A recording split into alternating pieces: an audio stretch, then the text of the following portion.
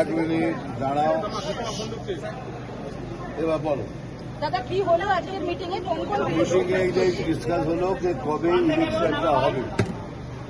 আমি যেটা চাইছিলাম যে ফেডারেশনের ইলেকশন হোক, গিল্ডের ইলেকশন হোক এবং ইম্পার্ট ইলেকশন হোক। কেননা এই গিল্ডের ইলেকশন না হলে ফেডারেশন তৈরি হবে না।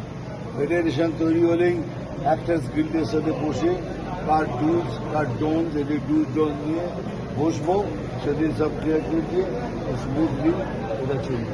এটা ডিসাইড হয়েছে 31 অক্টোবর আর 1 নভেম্বর এই ইলেকশনটা হবে।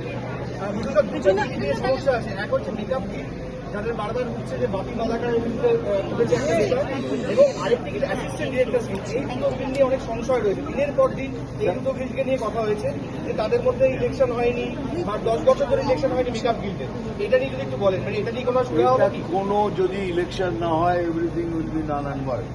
বাস, ইলেকশন আপনাকে করতেই হবে।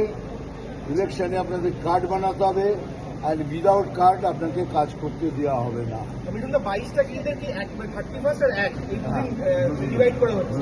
এই ইলেকশনের রেজাল্টটাই কি ফাইনাল? একদম এই ইলেকশনের রেজাল্টটাই ফাইনাল ফাইনাল। মিঠুনটা আগে মুম্বাইয়ে হবে, ফেডারেশন কবে ইলেকশনটা হতে পারে? 31 অক্টোবর एंड 1 नवंबर ये इलेक्शन होगा।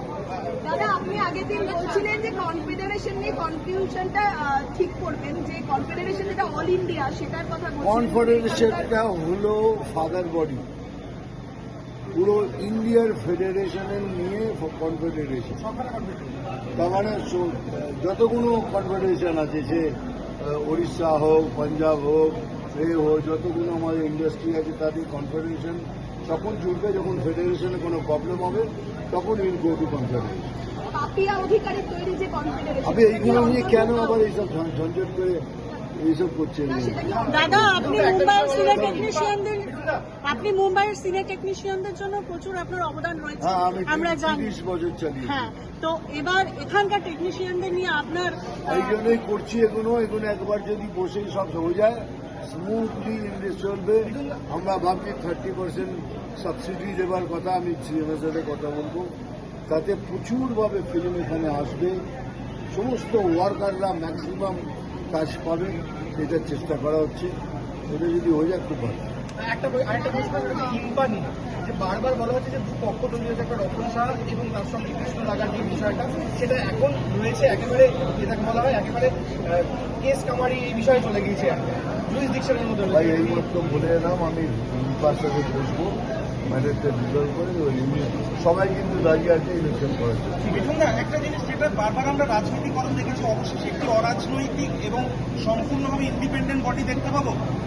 একদম, যেদিন ইলেকশন হয়ে যাবে, ফেডারেশন হয়ে যাবে, ফেডারেশন ইম্পার সাথে বসবে, দুটো এগ্রিমেন্ট হবে, ওরা দুজন সাইন করবে, আমাদের পদাধিকারী সাইন করবে, সেদিন আমরা সব অ্যাকসেপ্ট দিয়ে দেবো। No political interference. কিন্তু যতদিন না ইলেকশন হচ্ছে ততদিন আমার চোখ খোলা থাকবে, কোনো নোংরা নর্দমা আর ঢুকতে দেব না। বাস, থ্যাংক ইউ ভেরি মাচ। বাস, থ্যাংক ইউ ভেরি মাচ।